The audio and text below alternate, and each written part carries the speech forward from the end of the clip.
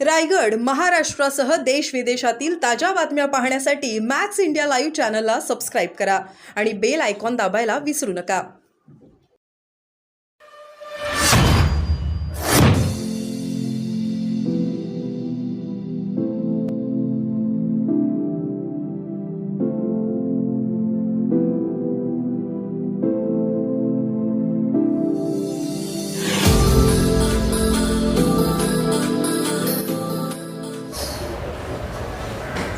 और उसमें से कुछ सीटें जो है वो बीजेपी की थी और बीजेपी से छीनकर हमने जीत ली।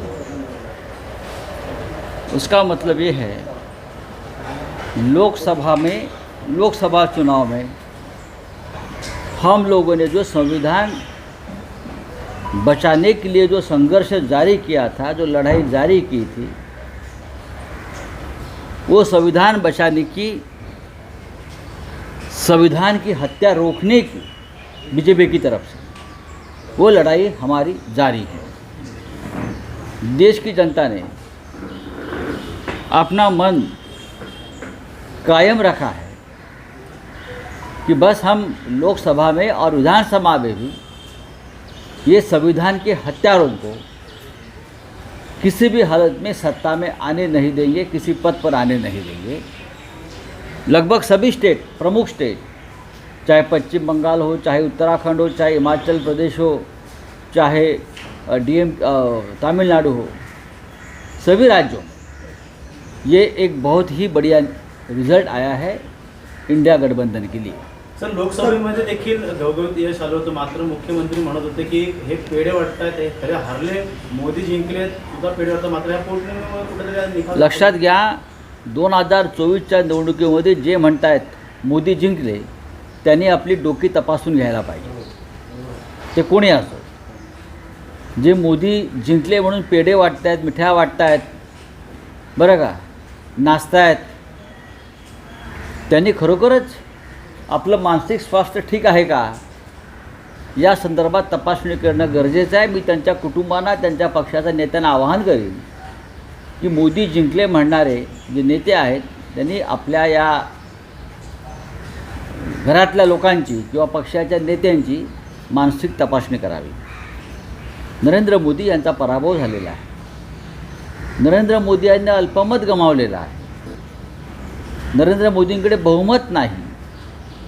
त्यांचं सरकार हे कुबड्यांवरचं सरकार आहे। जर उद्या चंद्राबाबू नायडू आणि नितीश कुमार यांना सुबुद्धी सुचली, देवाने त्यांना बुद्धी दिली, सुबुद्धी दिली, तर हे सरकार कोसळू शकतं। अशा वेळेला जे म्हणतात मोदी जिंकले, तर त्यांच्या बडबडण्यावरती मोदी बहुमत सिद्ध करू शकणार नाही। आज देखील चंद्रबाबू नायडू वर्षावरती भेटायला मुख्यमंत्र्यांना गेले, काय वाटतं समीकरण येणाऱ्या विधानसभेसाठी? कसलं समीकरण? चंद्रबाबूंचं आणि महाराष्ट्राचं काय समीकरण आहे?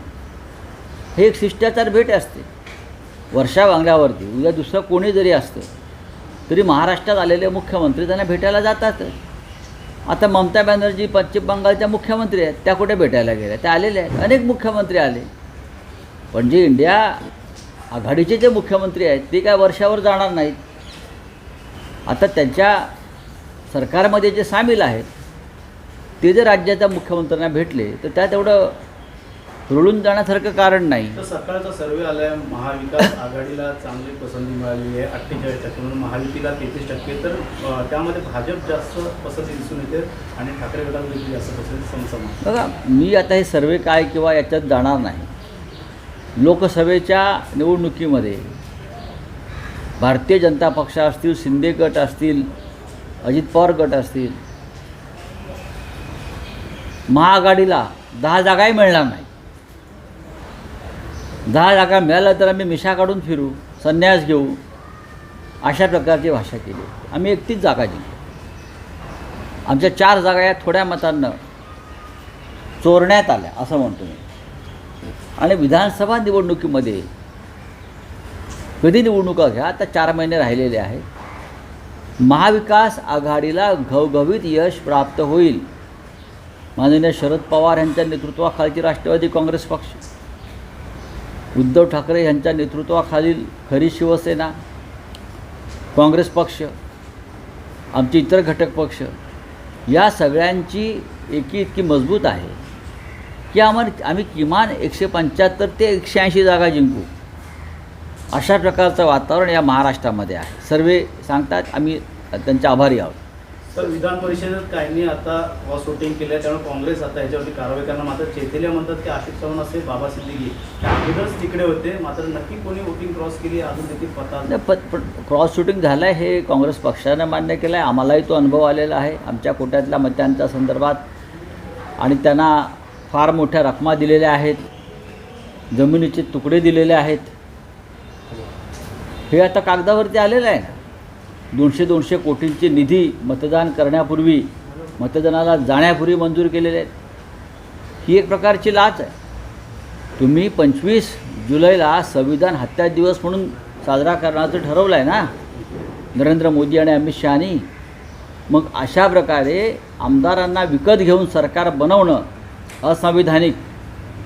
आमदारांना विकत घेऊन, आणि जे सरकार बेकायदेशीर आहे, आमदार अपात्र ठरू शकतात, अशा प्रकारची एक याचिका सर्वोच्च न्यायालयामध्ये सुनावणीला असताना त्याच आमदारांकडून पुढल्या 6 वर्षासाठी आमदार निवडून घेणं हे असंविधानिक आहे.